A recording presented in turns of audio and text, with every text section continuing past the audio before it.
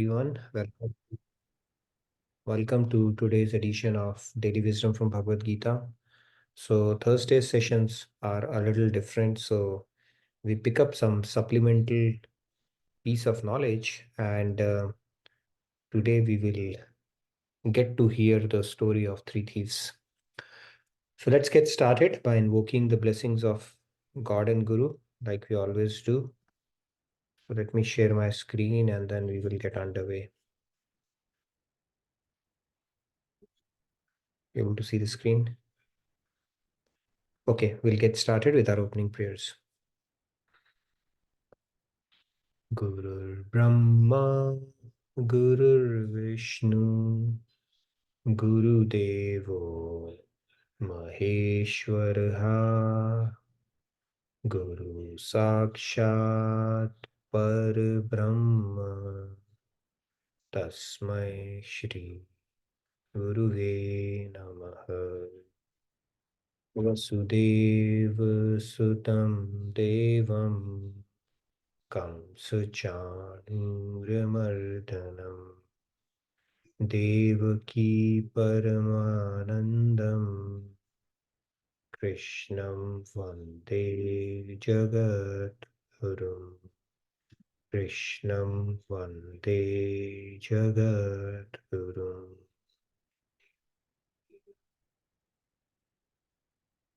Radhe Radhe, good morning, good evening to all of you.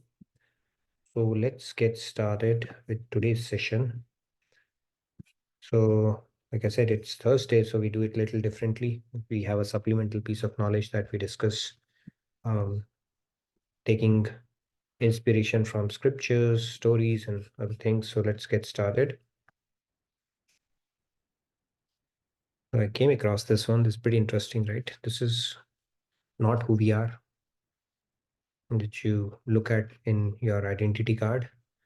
That's not us, but we are the servitors of Krishna. That is what our true identity is.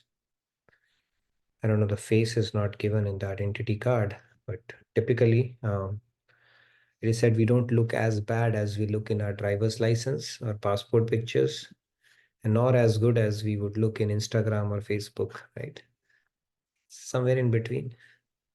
That's how it goes. But regardless, that's not who we truly are. We are the servitors of Krishna.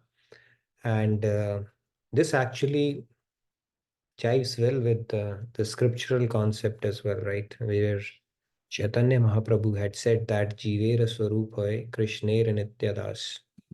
So that is the key thing, where every individual soul is externally a servitor when they're fixed in that understanding that they're part and parcel of Supreme Soul, and that's their constitutional or eternal position. That's when we become self-realized. And it is also called Bhago Bhakti, where we think ourselves as a bhag or the part of the whole.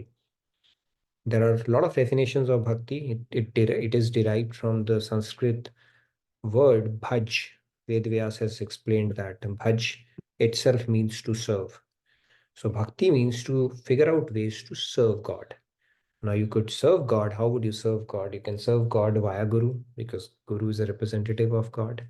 So there are ways you can find to do seva, and when you do that, that is also part and parcel of bhakti as well. And also the another definition of bhakti is it's like from Gangotri to Ganga Sagar, the way the river flows all the way, starting the Ganges, holy Ganges, from Gangotri all the way up to Ganga Sagar, it incessantly flows. Similarly, all the thoughts should incessantly flow towards God, and that is also bhakti. Shankaracharya ji had said that if you take a potato, no, why you would take a potato, right? But if you take and you stick needles in it, they will stick. Right? You can't dislodge them. And that is how our mind should be fixed on God as well. That is also bhakti. So there are multiple definitions of bhakti, but the most important one, which Swamiji keeps on reiterating, is the bhaga bhakti. Bhaga bhakti means you are bhag of the whole. Bhag is a Hindi Sanskrit word. And as part of the whole, you have to serve the whole. And that becomes our way or expression or manifestation of bhakti that we do for God. And I think there's a beautiful poem also. It says, "It is in dying of the little self that we are born to eternity." It takes a bit of, inertia to overcome, to do to do seva or to serve. But when we do that, that's when we are born to eternity, because now we are aligning to our constitutional position, which is that being of a part of being the whole. So when our constitutional position is that, when that is the ultimate state one has to reach, getting the privilege to serve God, then why not build those sanskars bottom up as part of our sadhana, add seva to the mix, and that will do wonders for our spiritual journey. So with that said, now let's move on to the topic of our discussion today. We are going to, just give me a sec. We're going to talk about story today. It's a story of three thieves. So let's start with the first thief. As you see, who is this first thief? Thief number one. So this thief is Emmanuel Ninger. Okay. And also known as, okay, now also known as Robin Hood thief. Okay, I'll tell you why he was known as Robin Hood thief. So what he would do was, he was pretty skilled at his profession actually. Okay, he was one of the thieves that would do the clan of thieves proud. Okay, that if you have to be a thief, be like that. It's like epitome of bhakti. You have gopis, right? He's an epitome of stealing. How you can steal, sophisticated stealing. So what did this guy do? He will buy bond paper from, some company in Massachusetts, and then he'll cut it to the same size as 50 and $100 he was copying, and he'll soak it in the water, dilute coffee. So some sophisticated stuff he had figured out to clone the notes, counterfeit currency he would create. And the image, with camel hair brush, with so much of sophistication and nuance, he would put colors that nobody would be able to make out which one is a real one and which one is not. Okay, so much so I can show you one of his notes. Okay, I don't know if it is the real one or not. So this is how he would create counterfeit currency. And and then he worked for weeks at a time to create those notes. And it was very profitable because these notes, if you look at it, these denominations were pretty hefty. They were very valuable. They tantamounted to about 2,000 or 4,000 in today's currency. If you look at it, at that time he would do that. And one day when he was paying, I think, a bill in one of the grocery shops, it was raining, and then the water fell and the paint gave away. And that is how he was caught. And one of his, I think the currency that he had created, it auctioned for $3,000 or something like that. That is how skilled he was at his art.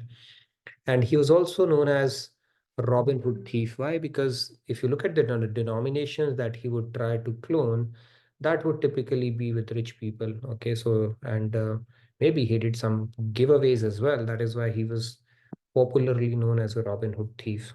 So that is the thief number one. Now let's go to art collectors buying at 5,000. Yeah, so some of the $100 bills that he created, collector's item. It is a collector's item. People auctioned it for about $5,000. Now let's move on to our next story. It is thief number two. Okay, his name was Mr. Arthur Berry. Okay, this was a pretty interesting character, and he was also known as a gentleman thief. It seems like an oxymoron, but yes, he's a gentleman thief, and there was a reason why.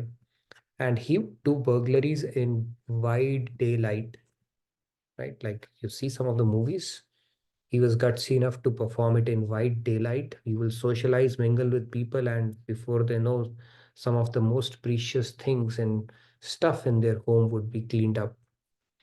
So much so that, it was a status symbol to get stolen. So in big people, famous people, if this guy had not burgled you, that means you are not who's who. So people will actually hope, wish, plant robberies that this guy comes and And they could be considered as a celebrity as well. That was his stature at that time. And this guy, he continued to he did about 750,000 a year for 10 years at a stretch. He was not an ordinary thief. Okay, he continued to do that. And then I think in one of his, he probably around in one of one of the days, which was not unlucky days for him, at 3 a.m. or at 3, he was shot and then put in jail. But then he miraculously escaped from the jail also, and then he lived incognito, and then he was caught again and then spent 18 years in jail. And then he went on to live in New England in Boston. And news went out that this great thief, the gentleman thief, is living somewhere here in midst of us. And finally somebody recognized him and interviewed him and asked him, why did you steal, whom did you steal from the most? This is the question. And why did you steal? That is the question that was posed to this thief. And he gave a classic reply. What did he say? He said that when he was asked, who did you steal it from? He gave a very classic reply. He said that the people I was stealing from were also thieves. So he would steal 300K, worth of precious items from their home. And these people, first of all, they wished he would come to their home and do that robbery so that their status would be elevated in the society, that they are, well-known names, that Arthur Barry considered them worthy enough to do burglary, at their home. So if he would have stolen 300K from their home, they would put an insurance charge of 700K. Okay, they would claim that 700K of robbery was done at their home. So he said, I was stealing from thieves. They were also thieves. That is the statement that he made. Pretty interesting. So he was stealing for them. And then something more interesting he said. What did he say? He said that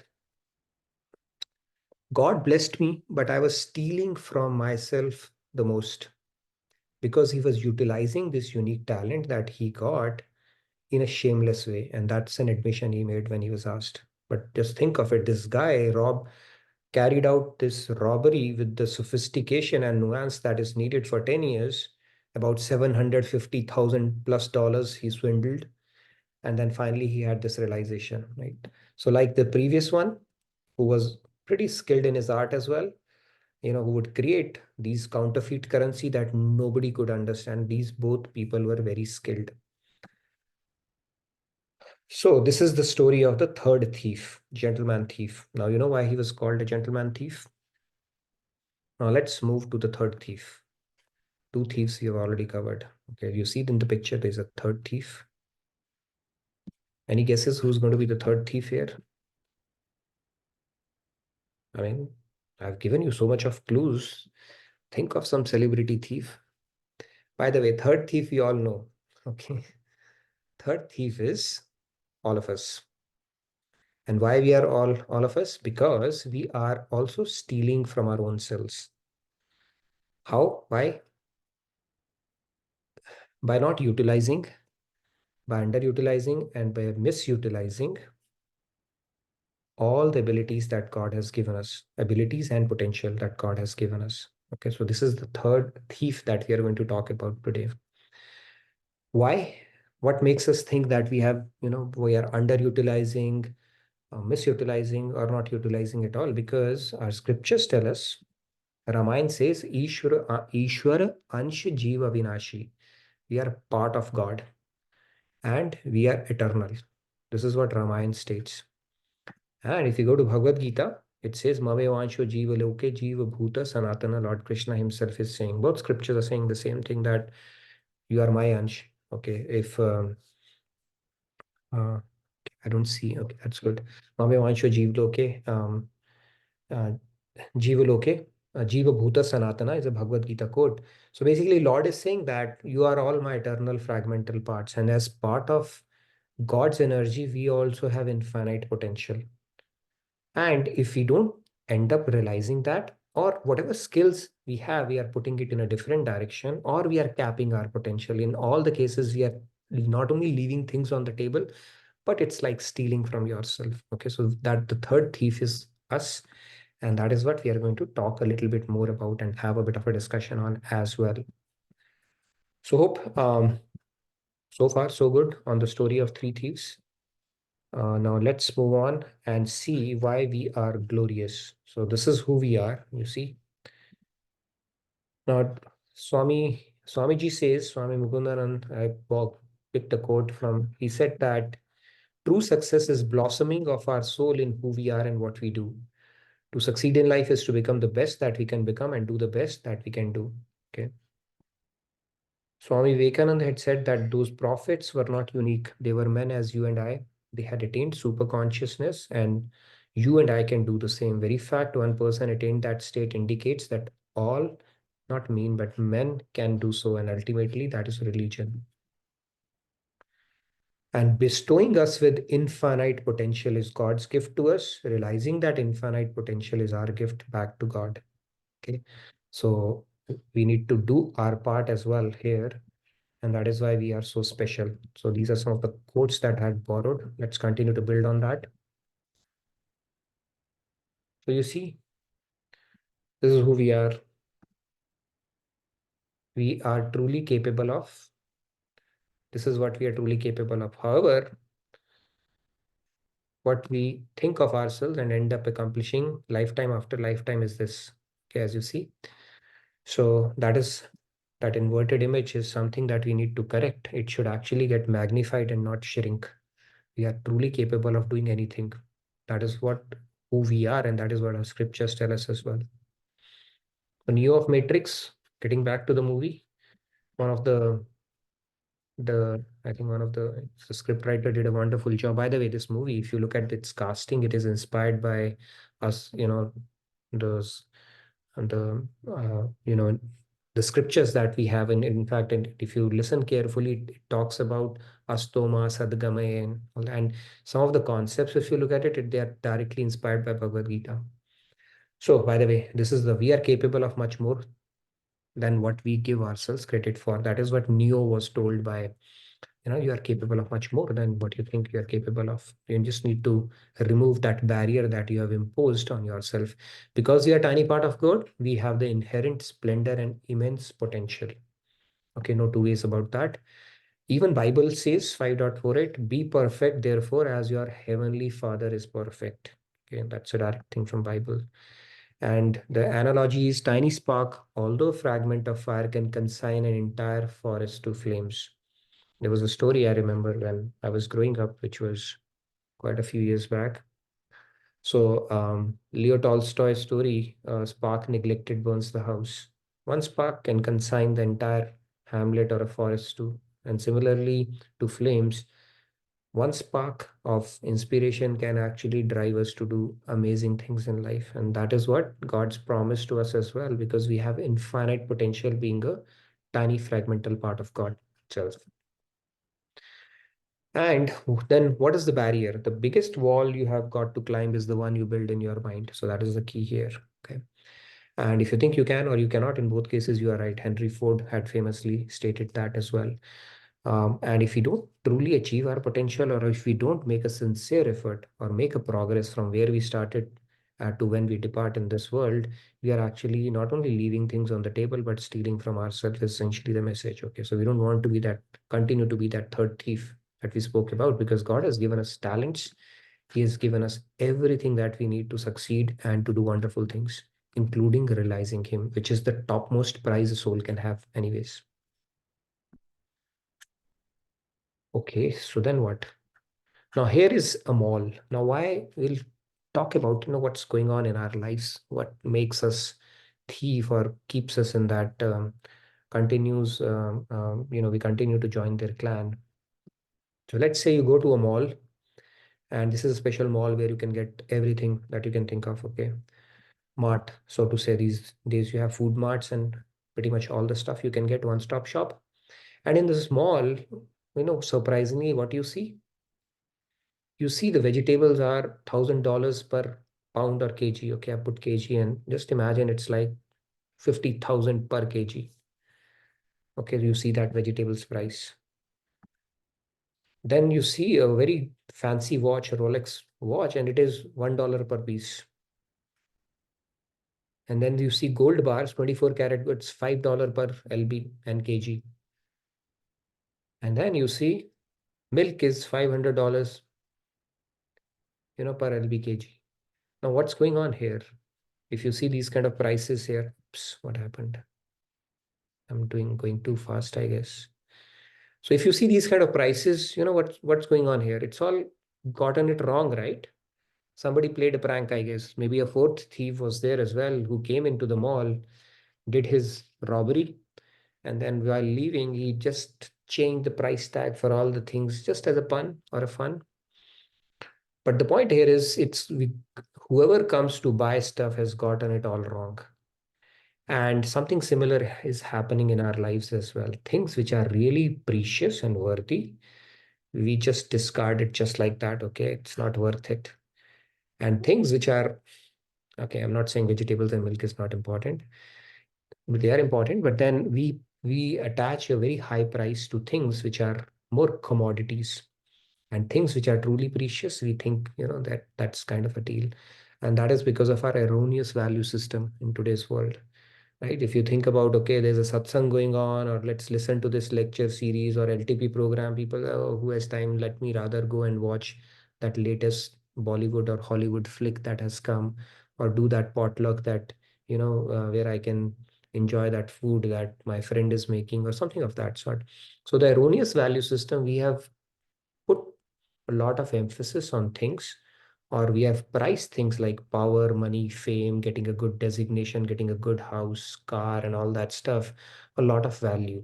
And things which are truly valuable, we are actually thinking they are useless, worthless, and they come pretty cheap in life, right? So they're inexpensive. Not that we get them, we just neglect them. And that happens because of the erroneous value system that we have, because we don't know what is truly valuable and what its true price tag should be, and how much endeavor or effort we should be um, putting in to achieve that, right? There is a Hindi joke that if sometimes when Lakshmi, it's like some Lakshmi goes to somebody's house to bless that person, and that person says, hey, wait, I need to go. She has come to put a tika on you, that means to bless you, and this guy says, you know what, I need to go and wash my face, I don't have time for it. So that is kind of an attitude we have. Opportunity keeps on knocking at our door, because God is knocking at our door through various ways throughout our lives, but we are like too busy holding on to our unworthiness that we don't pay heed to those knocks at all. It's only when we latch on to that spark of inspiration, spiritual inspiration that we get, because of which we start joining satsang or attend a lecture or start joining, then the floodgates start opening. But it can take a lot of time for a lot of people as well. So this is an erroneous value system. And that is where we can have a little bit of discussion, because I wanted to make it a little interactive today. So let's talk a little bit about, as you see this gentleman, what's going on here, what is his state and what is his priorities are. Let's talk a little bit about what are the reasons that limit us from realizing our true potential. What is it that stops us? Some of the barriers, if you can talk about, or any questions related to what we have spoken about today. Now, going back to the first slide, I again want to reiterate that the biggest prize for a soul or endeavor that a soul needs to make is to meet this end, right? This is what our true self is, because we are eternal fragmental parts of God. Now, when we serve God, we automatically get what we receive in life. Now, the problem is happening, the equation why that erroneous value system is, we are actually not knowing who we are, and we are trying to enjoy for ourselves, right? That paradigm shift needs to happen, where it's in giving that you shall receive. It's in serving God that you'll automatically get all the nourishment that you're looking for it, and it's not in trying to serve yourself and thinking of yourself that you will attain that perfect peace or bliss that you're looking for. So that paradigm shift is that needs to happen in our head through our spiritual awakening, is one of the ways. But any other thing that comes to your mind based on what we have spoken about on how we end up becoming that third thief lifetime after lifetime? Jyotiji, you wanted to add something? Radhe, Radhe. Radhe, Radhe. When you started to say that we are the third thief, Nitinji, I expected you to talk about the Bhagavad Gita chapter 3 verse 12, where That is there as well. Bhagwan Ji calls us a thief if we don't return payback for what we are enjoying. There's the popular story of us enjoying clean air, but then we are not paying back to the devtas for what they have given us. And that COVID, that patient who had to pay for the air. But to answer your question, I think it's the aspect of the misplaced identity that leads us astray, and we keep doing the 2 plus 2 equals 5. The basic equation is wrong, and then the rest of our life goes wrong. And one more thing that we have to say is that pray is that instead of focusing on I want to meet Krishna, instead we have to say I want to love Krishna, because it could happen, and it might have already happened, that I was in front of Krishna and I did not see value in him. I did not love him enough, and that is why I'm in this world that I'm in right now. Radhe Radhe. Radhe Radhe, thank you, Jyoti ji. Always pleasure to hear from you. And the fact that you brought in that shloka, let me talk about that as well a little bit. Shloka 3.12, I believe, yeah, it says that ishtan bhogan hi wo deva dasyante yagya bhavita tair dattan pradayabhyo yo bhunkate sten evasa. What it means is that the celestial gods, only when we do our sacrifice, it's like everything in this nature is pulling in their weight. And celestial gods, they maintain the rain grain cycle for us. However, you know, they are providing for all the necessities of our life. But those who enjoy what is given to them without making offerings in return are verily thieves, is what Lord is saying that. So if we simply think about hoarding stuff, enjoying and not giving it back to the community, society, and nature as well, and simply keep on um, exploiting nature like we do, right? Cutting trees for our benefit and without caring to plant more, or drilling a lot of oil and not caring about maintaining ecological balance and stuff, then this shloka talks about being a thief. So yes, one perspective is from that thief. I brought in the different lens today. So yes, you are a thief if you're not giving in return, and justifying your existence, or all the blessings, graces that we have received from God, and just doing it, keeping it for yourself, then also you are a thief. But yeah, today's discussion was more centered around stealing from yourself when you don't realize your potential. So yeah, from that sense also, it is being a thief if you don't give it back. But today is more about, why should we cap our potential, and why do we simply focus, why do we end up limiting our potential lifetime after lifetime, and not make giant strides towards the potential that we are truly capable of. But thank you for bringing that point too. Yes, Sandhya. Radhe Radhe. So first of all, a comment from Anjali ji, conditioning is the reason. And to add to it, like another reason is again the same, like our mind is having that sajatiya sambandh with Maya. So it becomes very easy for it to get attracted towards material world related objects. And we need to introduce that value system somehow. Like there is an effort to, like, that value system is somehow naturally made because our mind is of the same kind as the material world. Yeah. And yeah, and actually one more thing I wanted to ask in alignment with that, that when we talk about achieving our infinite potential, yes, we do have an infinite potential, but at some level, because our body is again material, it puts some limits to it. Like there are certain things we can't like have sleepless nights for a week and just keep doing things, right? So there are certain limits that comes along with this body. Mhm.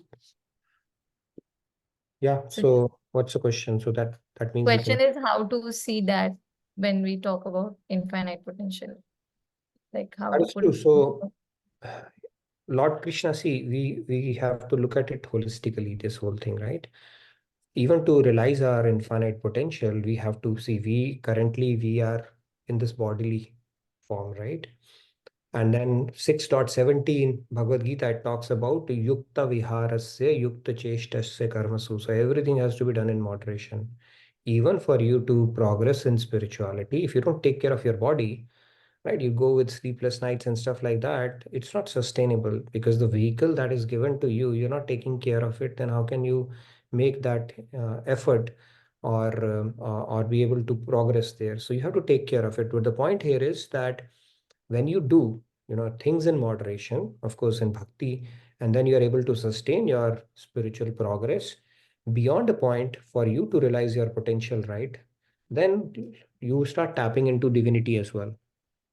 See, materially also, you can go to a lot of people, they hardly sleep. Okay, if they are so motivated, somehow they are able to sustain themselves. Right? We talk about the power of purpose. There are so many people who find a purpose in their life, and all of a sudden they start, operating at an unbelievable levels. There have been cases where people's cancer has also gone into remission because they have all of a sudden found a purpose in life. Right? There's a story, I forgot that guy's name, who had leukemia. Doctor gave him about a year to live. And he said, all right, I was postponing writing a book all along. Let me do that now that I have limited time. So he wrote a book which was very well received. And he wrote another one, and he went on to live for 18 years. Okay. Now, not to say that we have got a cure for cancer there, but the point is, if you have a strong purpose, you can end up achieving unbelievable things in life. I mean, I hear about Elon Musk also, hardly sleeps. He's so driven, so passionate about what he's doing that can increase your longevity and potential as well, right? Look at Warren Buffett. I look at his food habits. He said, if a 3-year-old can have it, even I can have it. He's having a burger and a Coke, and he's a 92-year guy with such a sound faculty even at this age. But the point here is, when from spiritual standpoint, when you have a strong purpose, then you start tapping into divinity as well. And with divinity, anything is possible. Right? Look at Swamiji, how he operates. He crosses maybe 80 time zones throughout the year. He's at the mercy of food that we give him. Sometimes it's oily, sometimes puri, and somebody's feeding him laddu. He hardly carries anything and still able to sustain it, right? So though that potential, which seems, what you call that, Unrealistic, but yeah. not possible for humans, you can tap into that. Actually, that is essentially what the message is here. Yeah. And we can see so many examples in front of us for that. Look at Swami Vivekanand. He had Britannica, pretty much everything in his head. 300 Britannica or something he could recite. He just knew every page of it. So those kind of super consciousness is possible, like we were talking about here as well, right? In this particular quote that I brought in, that these prophets were not unique. They were men like you and I. They attained super consciousness, and you and I can do the same. So that super consciousness is the infinite potential that we can achieve in flesh and blood only. But we have to understand that that yukta viharasya is also there. The moderation. You have to take care of this vehicle and do things in moderation, and understand those deeper principles, and then continue to make progress. And we don't know when you start getting help from yoga maya shakti of God, right? That can make anything possible. Yes, but even in material sense, we can see so many people who are so motivated. You don't understand how are they able to sustain that energy levels, enthusiasm. That is, we have seen through material examples as well. Here we're talking from a spiritual standpoint. It's certainly doable, possible. Yes, Tejas.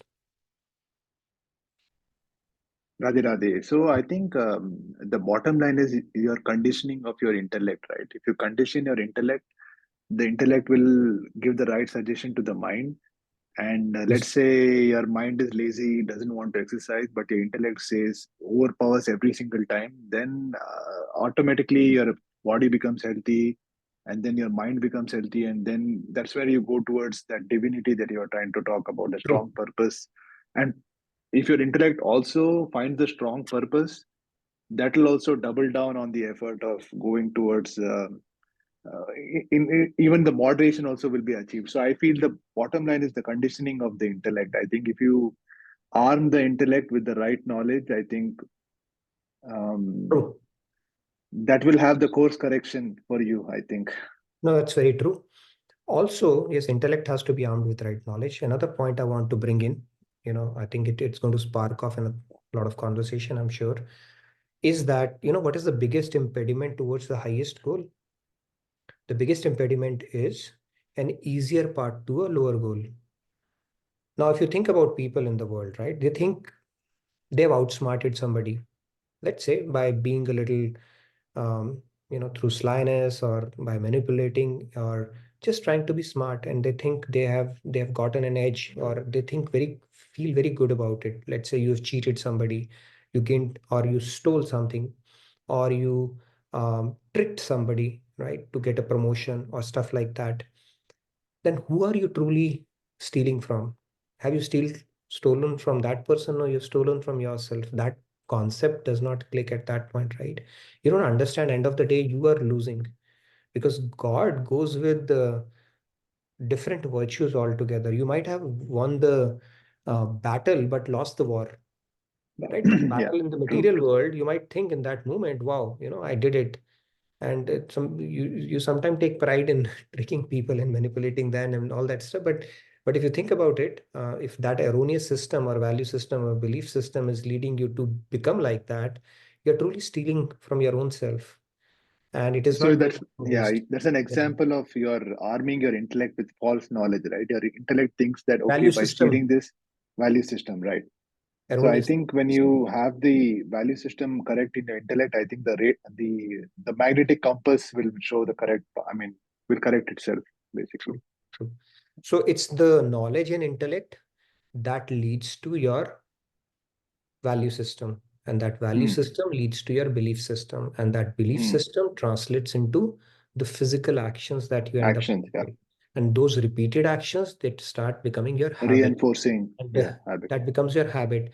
And what you repeatedly do, what is your habit, is what defines your personality. So it all starts from what you lay importance on, and it boils down to what kind of knowledge you have activated in your head, and where you have acquired it from. That will lead to defining who you are. Now, are you continuing to be a thief? Are you stealing from yourself?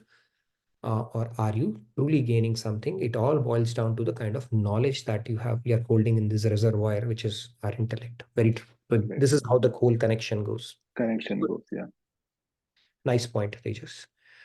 And then we have misplaced priorities as well, right? I mean, it's a humorous way of looking at what's there on the right, but there are so Mm, many mm, big fish to fry in our life, and then this is what our priority is. We are willing to let go of the pearls and everything. It's like stepping over nickel to pick up gold. We do it a lot of times in our lives as well. I remember, yeah, it can happen. It can become a nature as well.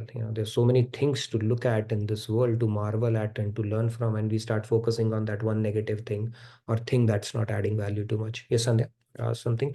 Please fill out the feedback tracker as well. If there are more questions you wanted to ask, I can always bring it in our next Sunday session. Yeah.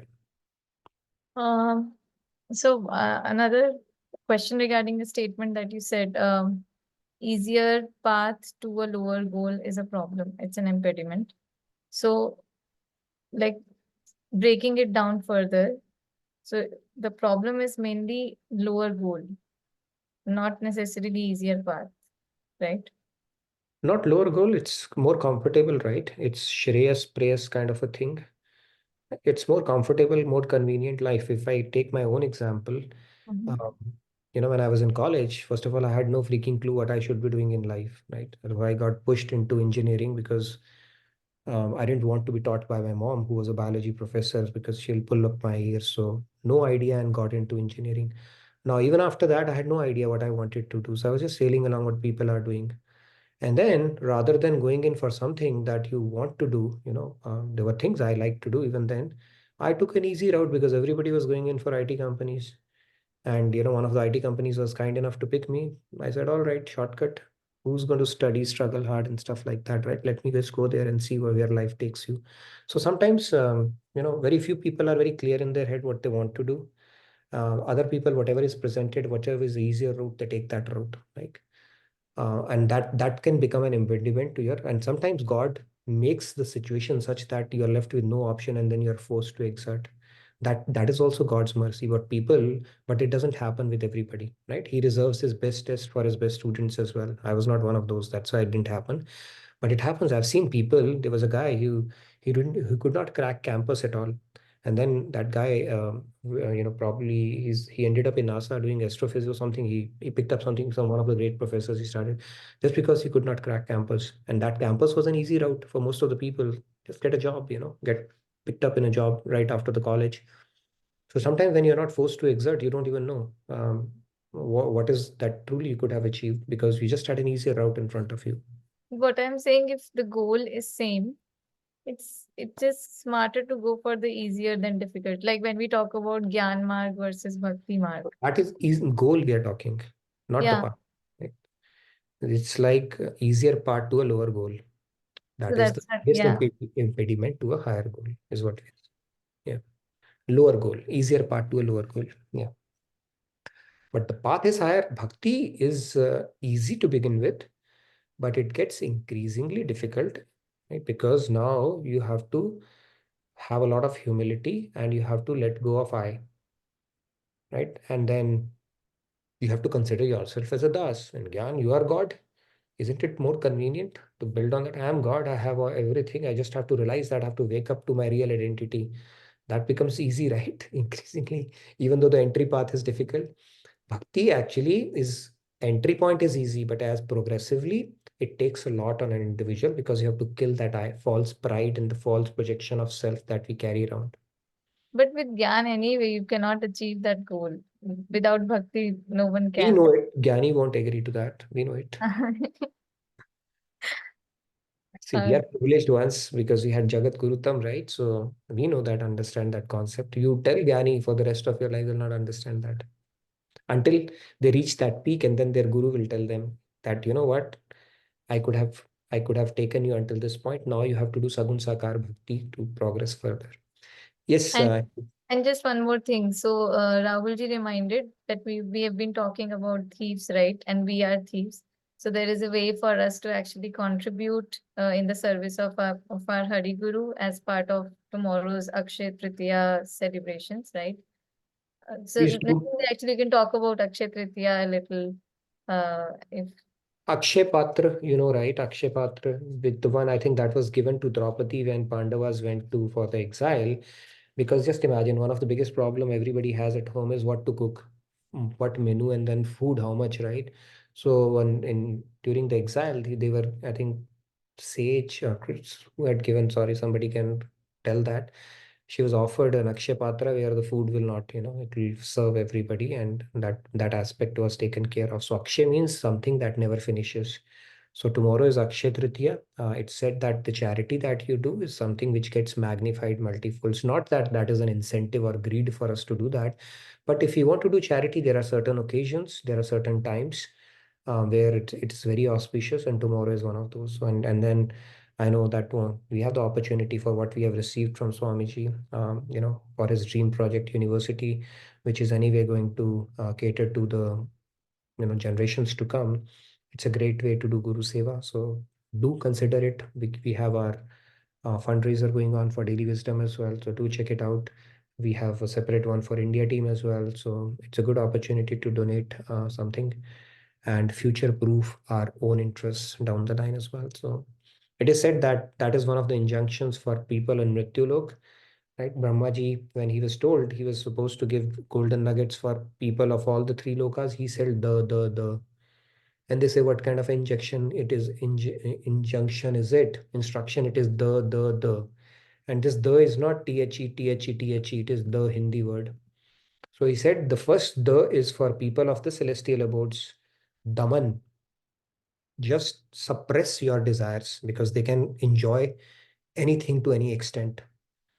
Okay, when you go to celestial abodes, so say Daman, suppress those. The bhogs are unlimited, so suppress those. Okay, don't go crazy. So that was that the second, the third, the second I'll come was daya to the people in hellish abodes. Daya means have some mercy because those people, they can kill each other for entertainment. Okay, that is how brutal and cruel they could be. It's not fun going to Naraklok at all. So say daya, have some compassion and mercy. And then the third the was for people in Mrityulok, that is dan, charity. Because the dearmost thing for most people is the money. And when we start giving away, it changes something in us, and it is very auspicious. It's good for our spiritual journey, and it future proofs our interests as well. That is the significance of that. And I liked what Swamiji said. I could join in briefly. Give it with Shraddha. If you have Shraddha, then give it. Even if you don't have Shraddha, give it, right? Or Shraddha, also give it. Give it with shame that, okay, others are giving, I should also contribute, or give it with fear. If I'll not give, what will happen? And give it with compassion and vinamrata. So, however, you just give it. It's a good routine to get into to periodically. In fact, it is said the austerity, the charity, and the acquisition of knowledge. One should never be satisfied with that. These three things one should never stop in their lifetime. So, Akshay Tritiya being there, we can probably post the link. Please do consider it. But yeah, I'm glad you brought that point. Shilpa has been raising her hand. Shilpa, go ahead. Radhe, Radhe, Radhe, Radhe, Nitin ji, sir. Yes, Shilpa. Radhe Radhe. I think Nitin ji, one of, sir. Go ahead. sorry, No, go ahead. You're the only I one who think, called me Nitin ji and sir as well. Go ahead. so I think one of the impediments to reaching our potential is the fear of failure, and like generalizing the fear of failure, us worried about the consequences of what will happen if things don't go our way. And then we start thinking this and that. And then tying this to Bhagavad Gita, I think that's what Arjun was saying in chapter 2 when he was saying, I don't want to kill them because then I'll commit pap and punya. And he was, he was not reaching his full potential because then he started thinking about the consequences. And I think for us human beings, that was all Leela, but for us human beings, fear of failure is one of the impediments because we start thinking of the consequence of our actions even before we start the full potential of our action, whether it be gaining knowledge or whether it be giving or, bhakti. It's like, oh, if I give this, what will, we always have those if and then questions. True, very true. I know it happens because Yeah. of our conditioning again, right? And that is where 2.47, where we focus on the process, not think about the results. In Yes. fact, 16.3, the Devik gunas that Bhagavad Gita or Lord Krishna talks about, all the Devik gunas, I think in 16.3, the first one is Abhyam. Abhyam means become fearless. And also Bhagavad Gita says, even if you have made little bit of progress, it can help you surmount some of the biggest fears in life. So yes, we need to move towards that stage, and principle of surrender also. If you look at it, to align with God's will, that means we don't think unnecessary and speculate situations in future that may or may not happen. We are violating the principle of surrender. So again, it all boils down to arming ourselves with the right knowledge, contemplating upon it sufficient enough so that we can systematically dismantle that fear which is like created by our mind and takes us further away from spirituality. And also fear also means that um, we don't trust God. That Yes. he's our best wisher, best well wisher, and our witness and our protector. It's like, okay, we don't trust you, we don't care you. It's like a kid asking a father, "Will I get food?" So father will say what kind of a question it is, right? I mean, God will not come and say that, but when we get into these kind of speculative things and create uncertainty and anxiety in our head, it is not pleasing, right? I mean, it's not something which is good for our spiritual journey either. And there's a witty way of looking at it as well, right? So if you, when you are worrying, can you do something about it? Yes. Why worry? Can you not do anything about it? Yes. Then why worry? So in either case, why worry, right? Right. It's I was going to talking go shows. back. Yeah. Sorry. Sorry, go ahead. I was going to go back to what you had taught us a few weeks ago about chinta and chintan also, because, why the worry is the chinta and leaving it up to God and just doing our best is the chintan. True. See, if you do chinta, it leads us to chitta very soon. They're all small words very close by each other, right? Chitta we know, chinta we know. And when we do chintan, it takes us to something productive. What Buddha did was chintan. What we do is chinta. Chintan is contemplation, productive contemplation, right? Newton did Chintan and he figured out the law of gravity. Buddha did Chintan and he figured out a way out of this, fourfold misery that we're speaking about, Jan, Mrityu, Chara, Vyadhi. So Chintan is productive, where we are contemplating on the problem, finding the root cause, and then doing something about it. Chinta is a waste of time. I mean, it's like unnecessary muddling up your head and your health and deteriorating your sanskars. It's basically inauspicious all around. So we need to get out of that habit, and that's where this knowledge is very, very empowering. Yes, Tejas. So coming back to the point that you made, easiest path to the lowest goal, I think there is nothing wrong with that unless your ethical and moral grounding was wrong, right? Unless your ethical and moral compass is wrong, easiest path to lowest goal, that it's still fine. I mean, there's, there's nothing wrong that you can say about it, right? Not wrong, but you have undersold yourself, basically. That's essentially what it means. Okay. Yeah, Okay. you have undersold yourself. It's like Basically, you're you were short sold yourself, basically. short, yeah, undersold or short sold. Yeah, Yeah. short sold. Yeah. It's like you are a nuclear missile and all you did your life was killing mosquitoes. Okay. Mm-hmm.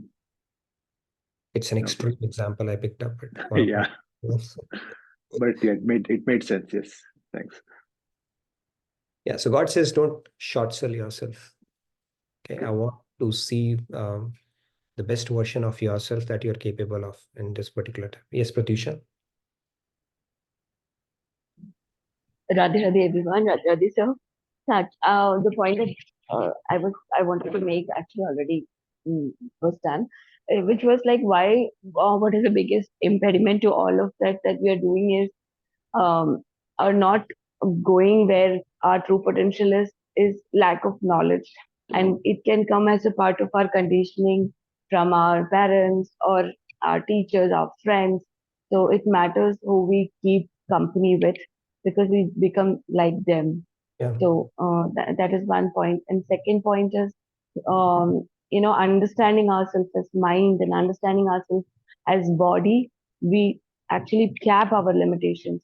We just keep thinking on ruminating. We don't try to, find solution for any problem. If suppose a person is in problem in their head, if they don't have the right knowledge of who they are, they will just live there in that problem and then think that this is the end of it. Rather, on the other side, if you meet a positive person or have people who are positive around them, they will tell, oh, this is just temporary, it is going to go away, it's just a cycle. It matters in that aspect. Very true. And also, even you recognize yourself as body, again you are limiting yourself. But when we recognize ourselves as soul through knowledge also, if we keep trying, keep applying that, then I think even at the mind we expand our potential and in the body. True, it's easier said than done, but then we have to start taking small steps. It's not going to happen in a flash or overnight. But yeah, small steps, you say, you would realize that, okay, I thought it was not possible for me. But when you start making concerted efforts towards improvement and pray to God, and then, do your hard work, basically, whatever is within our control, and then you see things happening, you would see it's unbelievable stuff that you can end up accomplishing, and that will reinforce your faith. In fact, Swamiji said one beautiful thing which got stuck in my head. He said that if you have to test God and Guru, okay, it's a very powerful statement. If you have to test God and Guru, pick up something which is much beyond your potential, that for a fact, I cannot do that. Okay, and then put in your 100% in that, or 101% in that, right? Basically, put in all that you can in that. And then when it will end up getting accomplished, you would realize it was not you who did it. So this is the quickest, surest way to test that. And once you understand this framework and you have tried it in one aspect of your life, then it becomes a basis for you, reference point for you to continue to experiment and keep on enhancing your abilities in other aspects as well. So this is a very important way of looking at it, and that tells you that whatever you put your mind to, you can end up achieving it if you are really, really sincere about it, and then God and Guru can take care of the rest, as long as you're doing it for the right reasons. Yeah. So we do have infinite potential in that sense. Yep. So that's how we can stop being a thief to our own self and realize our potential, whatever potential we can in this particular life. Yes, Rahul, you wanted to add something? Yeah, Radhe Radhe. There is a question from Anjali ji. Is there any condition on what impossible goals can be set? Is there a condition on? On what impossible goals can be set? Um, impossible goals can be set. See, we need to be realistic about our current situation as well, right? I mean, if I decide to become Mr. Universe today, right? That's probably not a realistic goal. So given the context situation that we are in, we have to be realistic around that as well, and then put in our best effort around that. Now, impossible is a pretty vague thing at this point, right? Well, what is it that we are trying to accomplish given where we are right now? And then as we start making incremental progress, intuitively you'll understand that, there's nothing you cannot achieve when you start putting your mind to it and start making efforts towards that particular thing. But at the same time, we got to be realistic around our situation as well, where we are, right?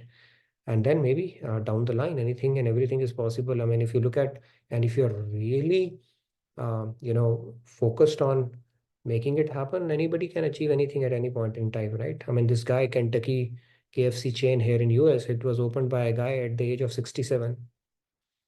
Right? At 67, when people are retiring, I mean, he floated that entire chain, which is a multi-million dollar chain right now.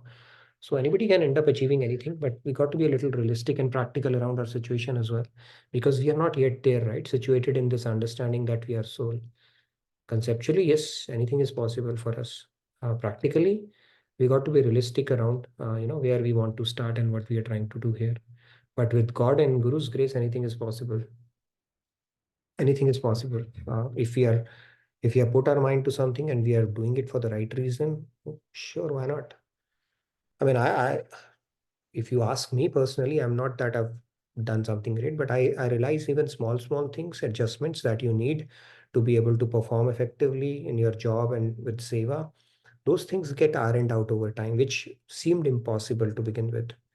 Right? If 3 years back somebody had told me I would be able to do it, pull it off every day and be able to, talk about it, I thought it's impossible. In fact, my feet had turned cold the first time this proposal came to me. But now I realize that as time continues to progress, it starts becoming easier. And it's not me who's doing it. You are getting some invisible hand is guiding you, and you're getting tapping into God and Guru's grace as well. So that becomes a matter of realization as you start putting in efforts. But the point here is God says don't cap your potential. Be realistic and start putting in efforts, and then you're intuitively you'll understand that any limit that you see in your life is only imposed by you, not by anybody else. So we have a lot of potential, much more than we give ourselves credit for. Okay, maybe one more, and then we can wrap up our session with a bit of a chanting as well. Just quickly a comment from Pratyusha ji. Mhm. Breaking our negative samskar can be an impossible goal for a beginner. Like talking about realistic goals. Not impossible, but difficult, we can say. Nothing is impossible. I mean, when Krishna is saying that even controlling mind is not impossible, he's saying difficult, right? He said durnigraham. He's not saying anigraham. Anigraham is impossible. Don't bother, Arjun. Let's go home and have some tea. He didn't say that, right? So he said anigraham. It's difficult, but everything is possible. As humans, everything is possible. Otherwise, why would they write scriptures? But yeah, it is difficult because of our conditioning, because of our ignorance, and because of our lack of self-effort, where we give up probably quickly, thinking it's not doable. Yes, Samira? Last one, maybe. Yeah, Radhe Radhe. Radhe Radhe. Regarding the concept of thief, I just was thinking that when a person is committing like theft or a crime, if we go and tell him and that you are doing wrong, he might not understand or he might completely reject it because he is in a state of like enjoying or a revenge. So in the same sense, if we uh, like ask for material things or stuff like that without offering it to God first, then we are actually thief. We are committing a theft, I guess. Yeah. In a way, yeah. See, it's like when we are utilizing so many resources, it's important to have gratitude and offer it back, right? Something. That is why even for food, it is said that in Bhagavad Gita, Lord Krishna himself is saying that food that you eat without offering, right?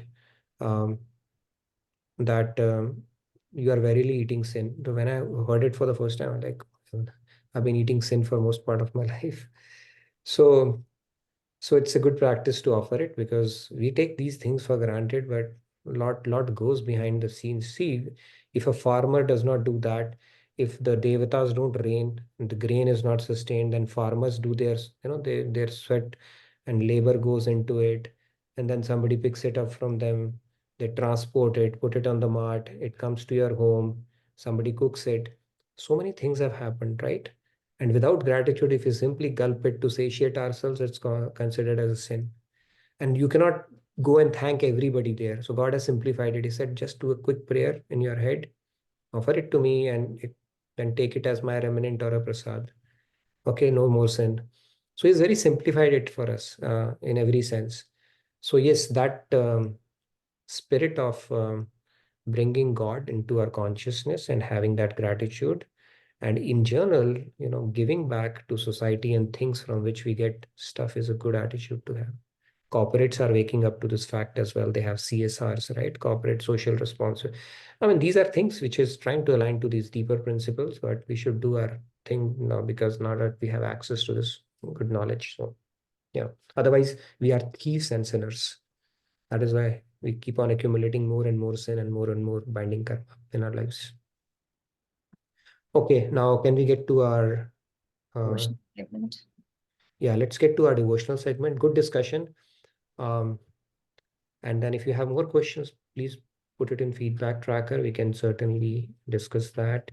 Pratyusha has said that vessel was given by Durvasa. Thank you, Thank you for calling that out. Durvasa had forgotten Akshay Patra. And okay, let's have a few chantings and then we can wrap it up. Maybe 2 or 3 hands we can take. Okay, I'll go ahead. Yes, you can go ahead. Go ahead. सर्व शक्ति प्राकट्य हो, लीला विविध प्रकार, राधे राधे। विहरत परिकर संग जो, तेहि भगवान पुकार, राधे राधे। जय राधे कृष्ण राधे राधे, राधे कृष्ण राधे।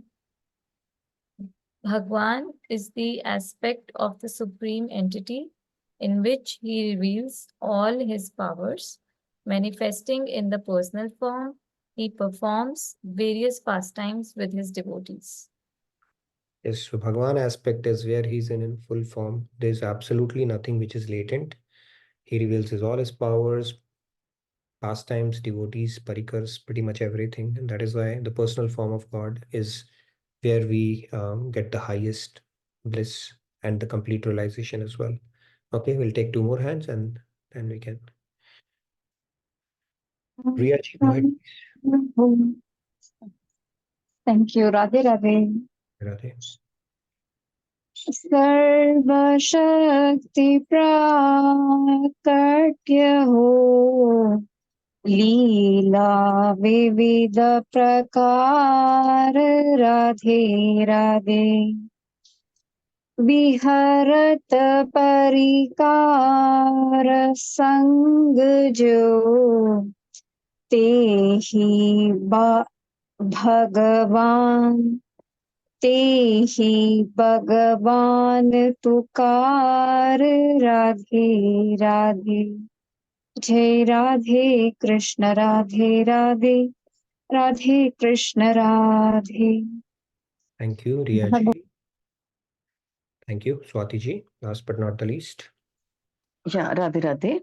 Radhe Radhe. सर्वशक्ति प्राकट्य हो, लीला विविध प्रकार राधे राधे विहरत परिकर संग जो तेहि भगवान पुकार राधे राधे जय राधे कृष्ण राधे राधे कृष्ण राधे जय राधे कृष्ण राधे कृष्ण राधे कृष्ण राधे जय राधे जय Krishna Radhe thank you Radhe Radhe Thank you, Swati ji, for the encore. So thank you, everybody. Thank you for an enthusiastic, engaging participation. I look forward to seeing you on Sunday. It's a little bit of a break, but do check out Akshay Tritiya. It's a great opportunity, and have a blessed and a devotional rest of your day and weekend. I look forward to seeing you in a couple of days. Just Thank you. one more Good day. one more thing to add. For those of us who are still in the mode of understanding surrender, tomorrow we are going to have the spiritual secrets from Hinduism class, where we are going to learn about the pitfalls in the journey of surrender. So do join, same time, same place. See you all. Yeah, Radhe Yeah, Radhe. do check it out. Thanks for reminding that. So tomorrow, same time, we're going to have session run by our extraordinary youth. So do check it out. Do come over. It's going to be an amazing session. And then, of course, our Sunday satsang. Hope you have already made it as part of your routine. Thank you, everybody. Radhe Radhe. Good night. Good day.